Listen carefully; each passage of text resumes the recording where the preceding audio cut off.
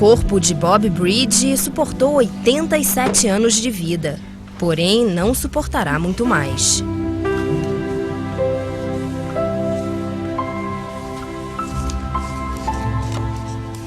O tempo desgastou o corpo de Bob.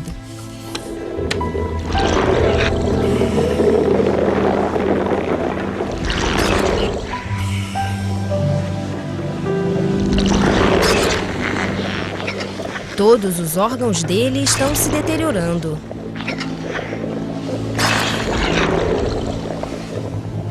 Nosso corpo evoluiu para durar tempo bastante para passarmos nossos genes adiante. Depois que nos reproduzimos e criamos nossos filhos, nós nos tornamos dispensáveis. Bob cumpriu seu propósito biológico há muito tempo. Ele está usufruindo de um tempo extra.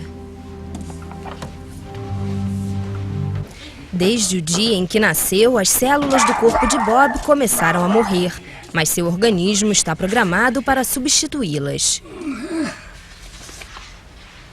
Look, Qwerty, it's from Ralph.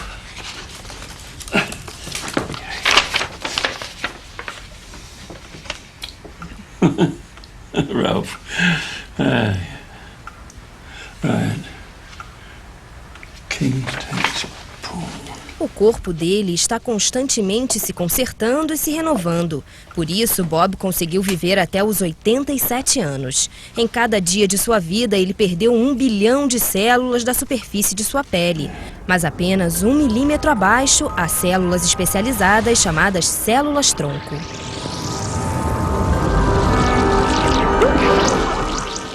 Elas são fábricas que produzem novas células saudáveis para substituir as que morreram.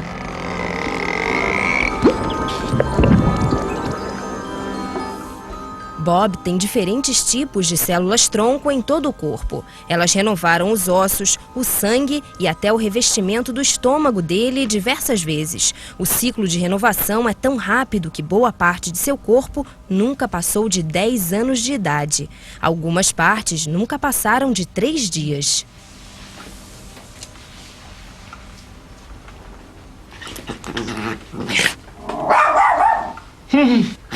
Fancy the West Beach today?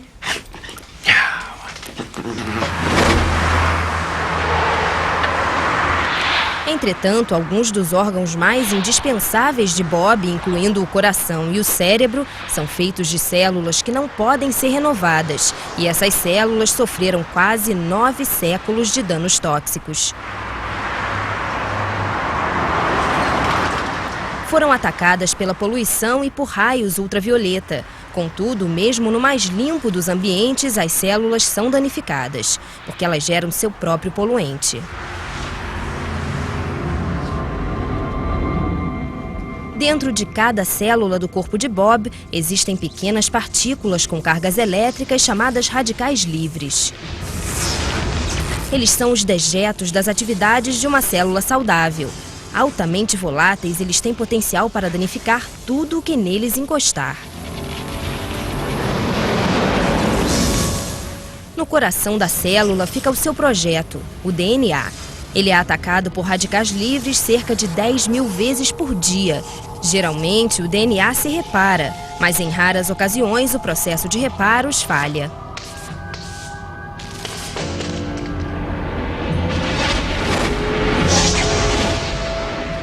Com o seu projeto alterado, o comportamento da célula se torna imprevisível. A solução do organismo é drástica.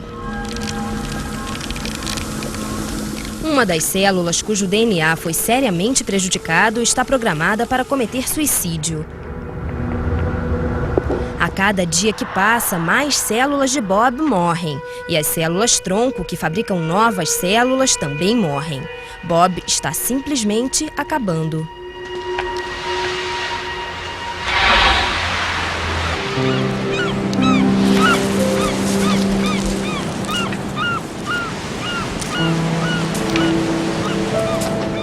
É o efeito cumulativo da morte de células por todo o corpo que está afetando a qualidade de vida de Bob.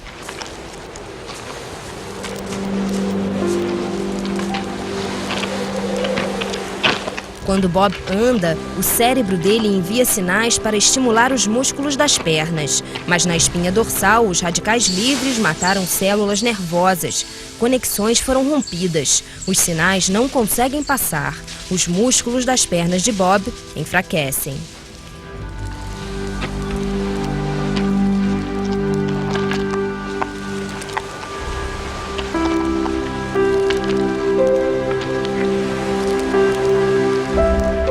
Os músculos enfraquecidos precisam de mais oxigênio para continuar a se movimentar. Mas o sistema respiratório de Bob, que vai da traqueia até os pulmões, não é mais o mesmo. Ele perdeu 1/6 da delicada superfície que absorve o oxigênio para dentro da corrente sanguínea. A respiração dele está pouco profunda e ineficiente. E o que é pior, o coração de Bob perdeu 1/4 de suas células musculares. Cada vez menos oxigênio é bombeado até as pernas. Antes ele conseguia correr a mais de 15 km por hora. Agora, 5 km por hora é o máximo que as pernas conseguem alcançar.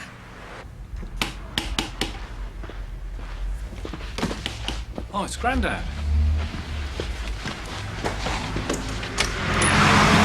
Morning, Dad. Morning. What's this then, Simon? Reward for helping me with a new stock. Would never happen in my day. You only sold typewriters. So you think you need the practice then, do you?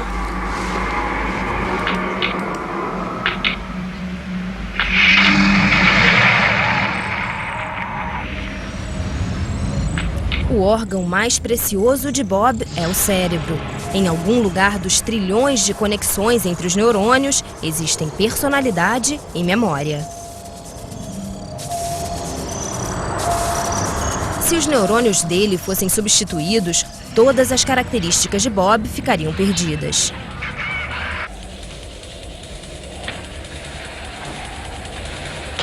Não é que os neurônios não morram. Os radicais livres e até uma pancada na cabeça contribuíram para que Bob perdesse 50 mil de suas células a cada dia. Mas nascemos com muito mais neurônios do que jamais usaremos ou precisaremos. Os efeitos de um cérebro diminuído demoram muito para aparecer.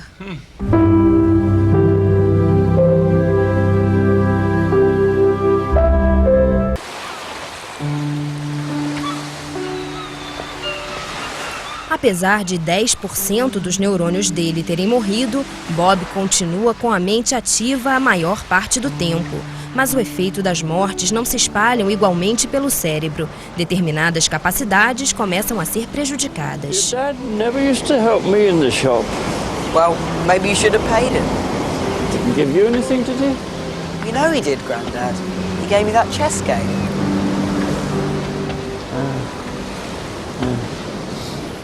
Bem no fundo do cérebro de Bob existe uma área chamada hipocampo. O papel dela é transformar experiências em recordações. Desde que ele tinha 50 anos, esta área perdeu 1/5 de suas células. O cérebro dele é menos capaz de armazenar novas recordações.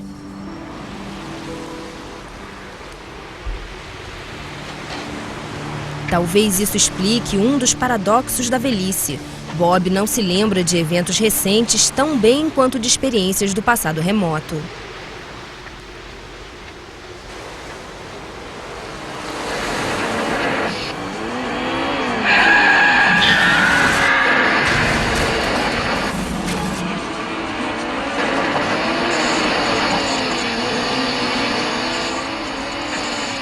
Sempre que aprendemos novas habilidades, nossos neurônios formam conexões uns com os outros. Mas com o passar dos anos, o cérebro de Bob se tornou menos capaz de criar novas conexões. Para ele é mais difícil aprender novas habilidades.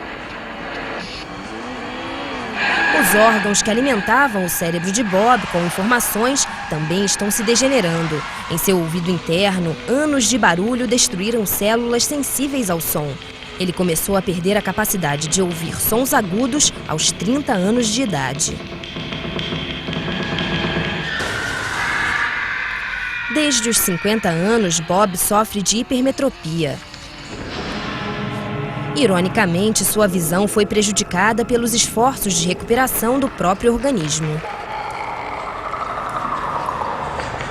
O cristalino nos olhos dele se mantém revestindo regularmente sua superfície com uma proteína transparente.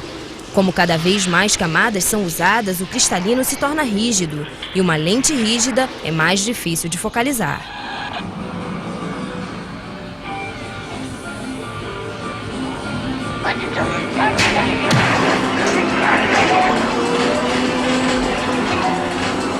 Os sentidos de Bob podem ter sofrido o desgaste do tempo, mas as habilidades que ele exercitou durante a vida continuam apuradas como nunca. Quando as conexões entre neurônios são usadas repetidamente, elas se mantêm fortalecidas.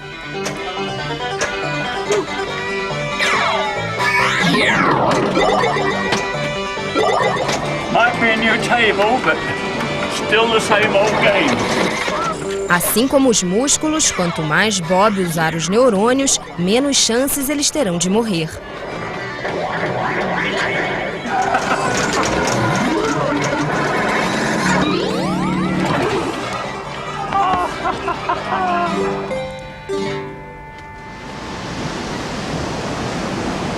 See you tomorrow. Simon, thank you for letting me beat you at pinball. Bye.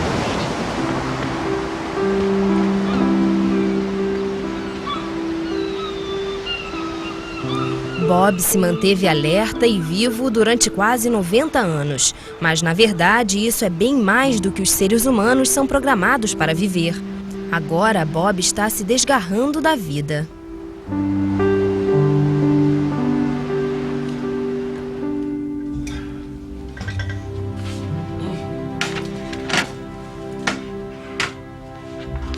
As células do organismo de Bob possuem diversas funções, mas todas elas geram calor, e isso ajuda a manter a vida dele.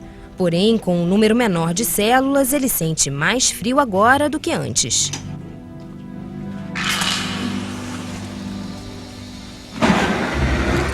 Pior ainda, Bob tem menos capacidade de conservar seu calor corporal. Nossa temperatura é controlada pelos vasos sanguíneos em nossa pele. Quando sentimos calor, eles se expandem para eliminar o excesso de calor. Quando sentimos frio, eles se contraem para desviar o sangue e o calor para dentro do corpo. Mas Bob perdeu essa capacidade. Apesar dele sentir frio, os vasos sanguíneos em suas mãos continuam perdendo calor para o mundo externo. Como velhas chaminés, seus vasos estão revestidos de gordura e cálcio. Seu sistema de aquecimento central não está mais trabalhando como deveria.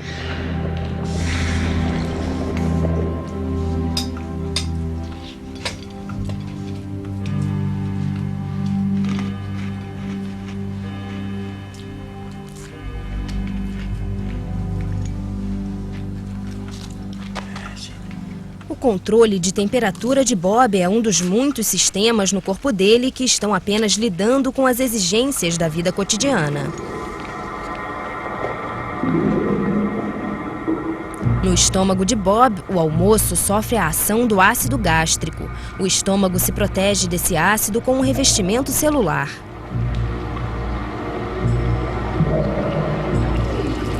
Mas, assim como em todas as outras partes do corpo dele, as células-tronco que geram esse revestimento estão começando a morrer.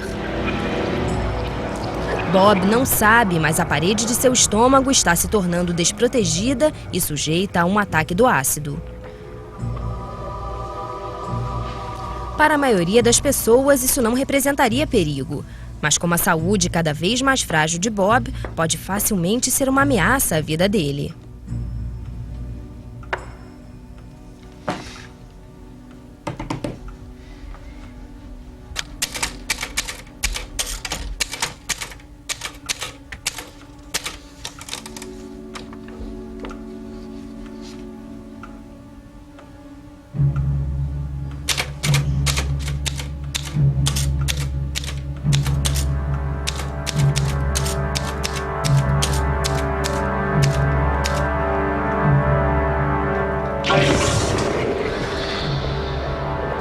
ácido digestivo queimou e perfurou a parte estomacal até chegar a uma artéria.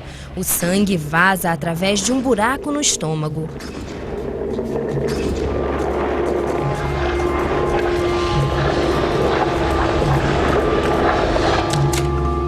Mas Bob se sente apenas um pouco indisposto e tonto. Not feeling too good, Qwerty. Think I'll have a little lie down.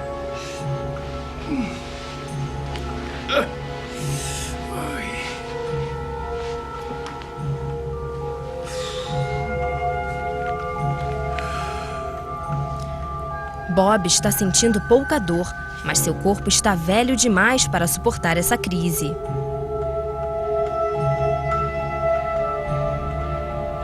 Se ele fosse mais jovem, a artéria perfurada imediatamente se contrairia para reduzir a perda de sangue. Mas seu vaso antigo e forrado é muito rígido. Litros de sangue vão entrando no estômago dele.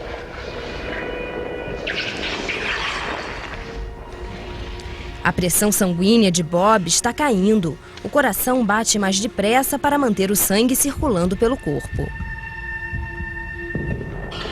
Porém, mesmo batendo a velocidade máxima, o frágil coração não consegue fazer a pressão voltar ao normal.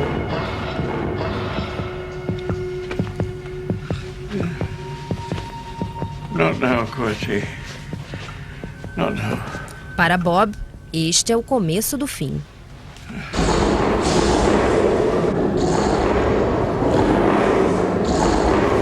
O estômago de Bob começa a digerir seu próprio sangue, lançando potássio na corrente sanguínea.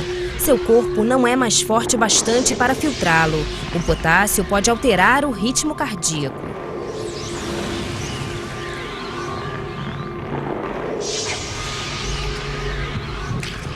O coração de Bob começa a bater de forma irregular.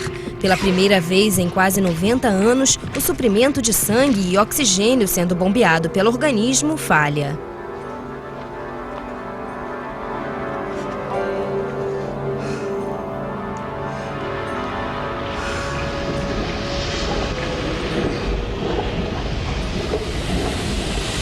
O impacto mais devastador se dá no cérebro.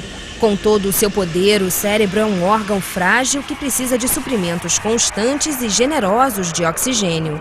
Ele é vulnerável à mais sutil redução do fluxo sanguíneo.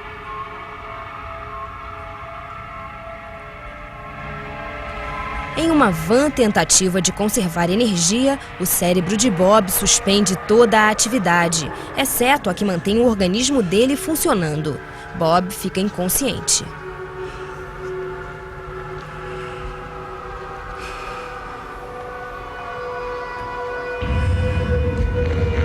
O coração dele está bombeando tão pouco sangue que não consegue mais suportar o próprio batimento.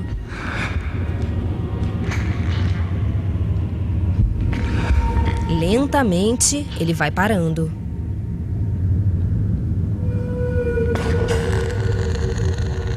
A circulação sanguínea pelo corpo de Bob cessou. A morte é inevitável agora. Embora Bob ainda esteja respirando, o oxigênio não chega mais às células dele.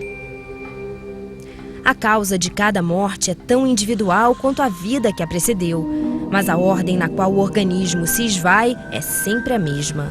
As primeiras células a falecer são as do cérebro. Com a proximidade da morte, elas liberam ondas de substâncias químicas parecidas com a morfina. São as chamadas endorfinas, que suprimem qualquer ansiedade ou dor. Células moribundas do córtex visual passam a emitir sinais aleatórios. Apesar dos olhos estarem fechados, é como se ele pudesse enxergar. Talvez isso explique o túnel de luz que muitas pessoas relatam ter visto ao voltar do limiar da morte.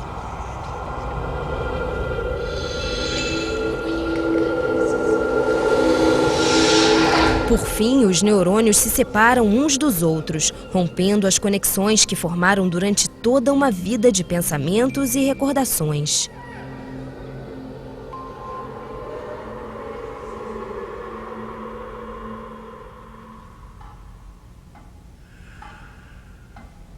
O cérebro de Bob está morto. Agora, todas as funções restantes do corpo cessaram.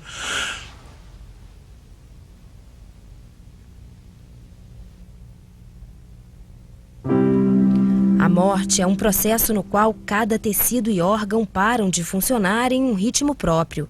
O corpo de Bob vai continuar a fabricar células epiteliais por vários minutos. Os músculos dele continuarão vivos durante horas, mas em certo momento também vão parar.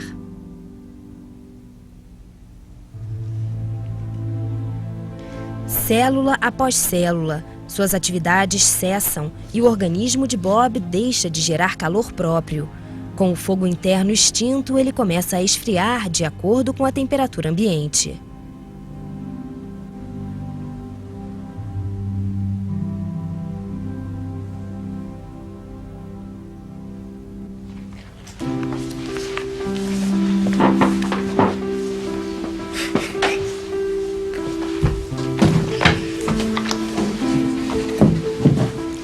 Bob faleceu, mas ainda tem presença biológica.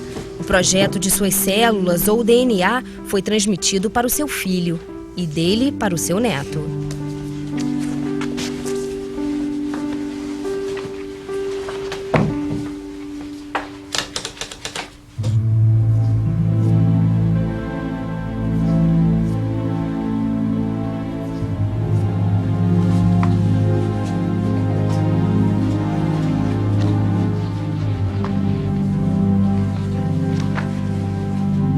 Embora tenha perdido a consciência, as características de Bob continuam vivas.